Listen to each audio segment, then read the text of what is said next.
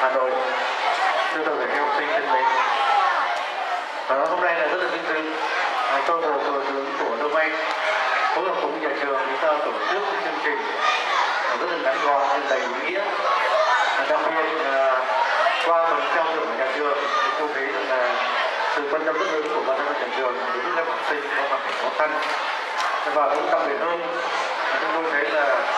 sự quan tâm của các đồng chí lãnh đạo câu lạc bộ cờ tướng huyện Đông Anh đã có những phần thưởng rất là xứng đáng và sự quan tâm rất sâu trước mắt cũng như được tương lai sau này để vực dậy môn cờ tướng huyện Đông Anh nói chung và đối với trường trung học cơ sở Xuân Hồng nói riêng. Được phép có phát biểu ý kiến ở tại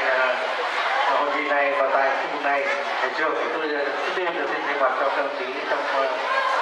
các phòng ban của huyện, phòng hoạt động tinh, trung tâm thể thao và các đồng chí câu lạc bộ cờ tướng của huyện. Trước tiên tôi xin gửi lời chúc sức khỏe đến toàn thể các giáo viên, các em học sinh, toàn bộ nhà trường có một chút sức khỏe và chúc cho mình chúng ta thành công tốt đẹp. Kính thưa các đồng chí trong hoạt động nhà trường và các đồng chí giáo viên, các em học sinh, đối với trường trung học cơ sở Xuân Hồng thì những năm trước đây mà chúng tôi thấy là qua theo dõi nhiều năm thì chúng tôi cho rằng là đối với trường trung học cơ sở Xuân Hồng thì có một trường mà có rất nhiều các yếu tố về thể thao nói riêng và thành tích học tập của các em nói chung. Đối với trường trung học cơ sở Xuân Hồng và qua theo dõi chúng ta không phải một môn chúng tôi cũng đặt vấn đề là góc độ thể thao thì trước đây là trường chúng ta là một trong những trường mà có thành tích rất tốt về môn vật tự do. Các em học sinh của chúng ta qua nhiều thế hệ với sự dẫn dắt của các trí giáo viên nhà trường, các trí giáo viên thể dục, thế rồi từ phong quân đến trung quân theo về Đông Anh thì trường chúng ta giành rất nhiều những thành công về môn vật. Các vận động viên chúng ta tham gia với huyện, tham gia với thành phố giành được giải rất là cao và cái thành tích chúng ta duy trì rất lâu trong nhiều năm. Đây là một nội dung tôi cho rằng là cái sự thành công rất lớn và chỉ đạo của chính đạo của ban giám hiệu trường,